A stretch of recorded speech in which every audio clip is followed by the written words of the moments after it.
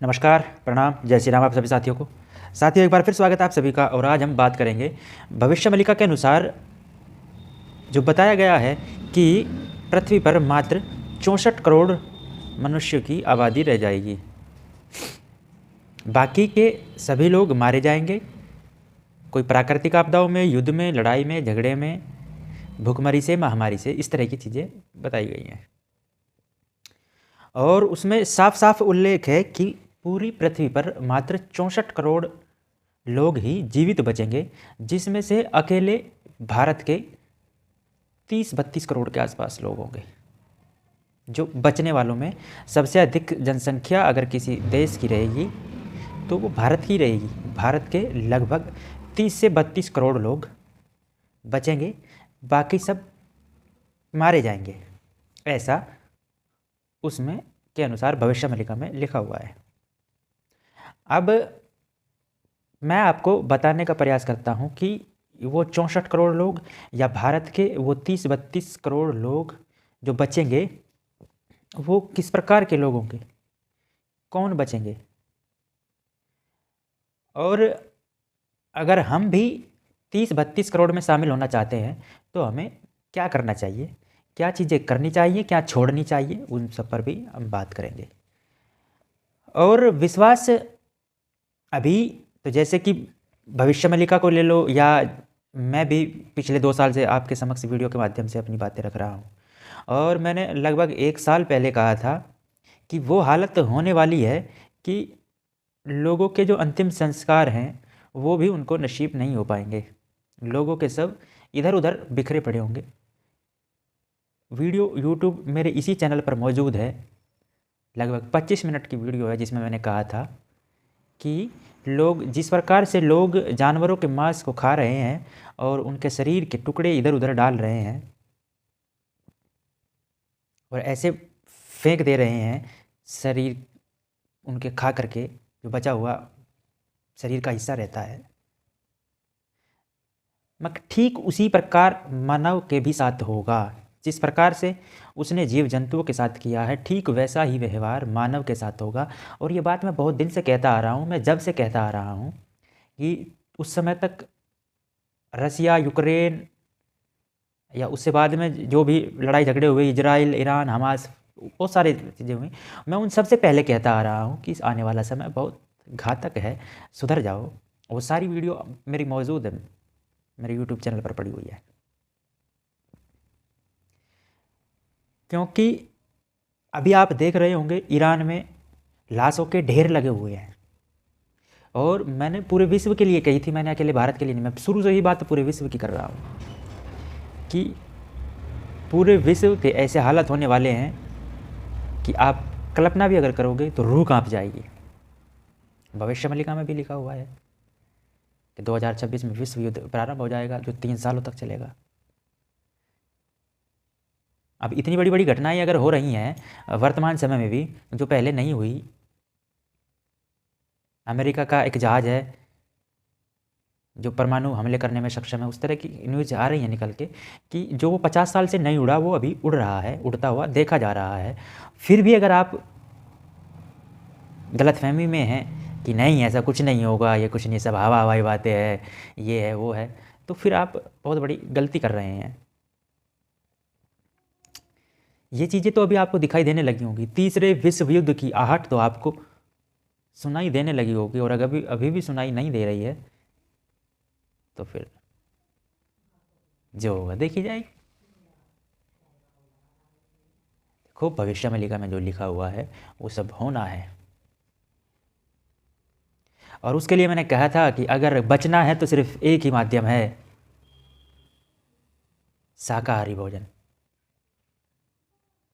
जीव जंतु कोई भी हो, ऐसा नहीं है कि ये वाला अलाउ है और ये अलाउ नहीं है।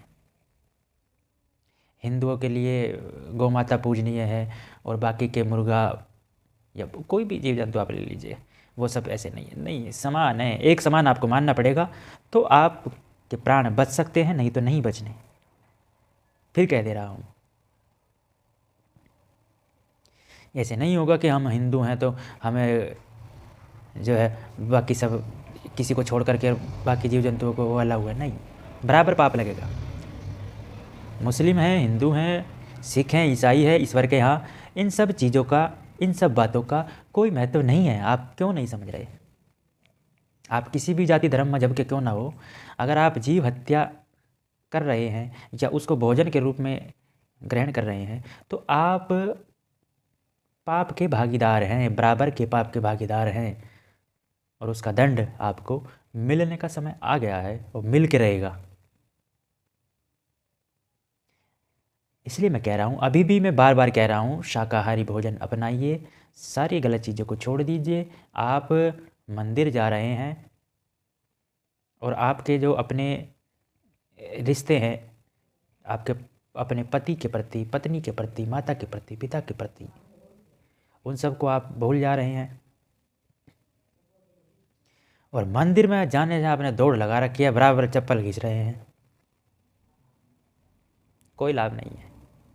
अगर आप अपने परिवार के सदस्यों के प्रति वफादार नहीं हैं या अपने रिश्तों को आप बखूबी ढंग से नहीं निभा रहे हैं, उनमें आप धोखाधड़ी कर रहे हैं या एक दूसरे को धोखा दे रहे हैं, वो फिर चाहे पत्नी हो, पति हो, कोई भी हो,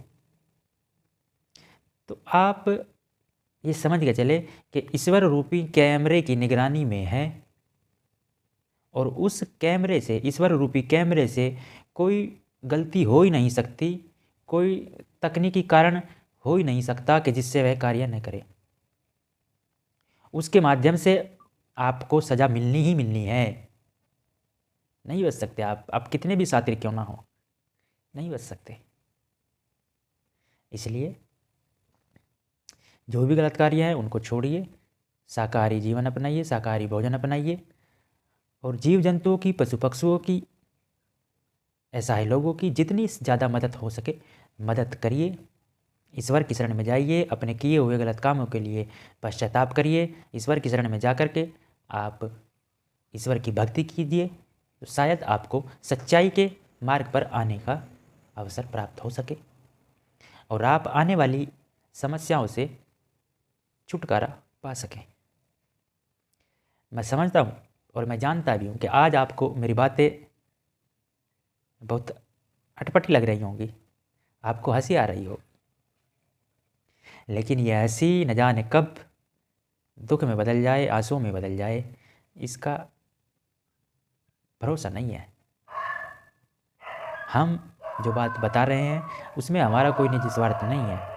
हम वो नहीं है कि हम तुम्हारे हाथ देखेंगे, तुम्हारी कुंडली बताएंगे और तुम्हारे जो जीवन में कष्ट आ रहे हैं उनको हम मोटी दक्षिणा लेकर के, इतने सारे सामान कर करके, ये करके, उस तरह की वो नहीं कटे करते, ऐसे नहीं कटा करते। अगर ऐसे कटने लगे तो आप खूब बुरे काम करो और फिर मोटी दक्षिणा दो और कटवा लो। वो तो सिर्फ एक पैसा कमाने का माध्यम है, और वो ऐसा जो लोग कर रहे हैं वो भी गलत कर रहे हैं, उनको भी इस चीज़ का दंड मिलेगा जो भोले भाले लोगों को इस तरह से फंसाते हैं। जो हमने बुरे कर्म कर दिए उनको तो हमें भोगना ही भोगना है। हम किसी को मोटी दक्षिणा दे करके या कोई प्रसाद मंदिर में चढ़ा करके या भारी भारी या महंगे महंगे प्रसाद अगर हम मंदिर में चढ़ा दे, दान कर दें, तो नहीं, फिर क्या फ़ायदा? फिर इस बात का क्या महत्व रह जाएगा? जैसी करनी वैसी भरनी, नहीं रह जाएगा ना। तो उससे होना ही नहीं है। हम उस तरह के आदमी नहीं है कि हमारा नंबर चल रहा है स्क्रीन पे कि आप बुक कराइए और अपनी कुंडली दिखवाइए और अपने कष्टों को कटवाइए। ऐसे कष्ट अगर कटने लगें तो हमने जो कर्म करे फिर उनका क्या, और जैसी करनी और वैसी भरनी, उस बात का क्या। इसलिए अगर कोई गलत कामों को काटने का अगर कोई माध्यम है, जैसे मैंने पहले भी कहा, तो सिर्फ पश्चाताप है, उससे अलग कुछ नहीं। और अगर आप 32 करोड़ में शामिल होना चाहते हैं तो आप सब चीज़ों को छोड़ दीजिए, बिल्कुल सच्चाई की राह पर चलिए, ईमानदारी से अपना जीवन व्यतीत करिए। कष्ट आएंगे जाएंगे, आप उनसे आसानी से पार पा जाओगे।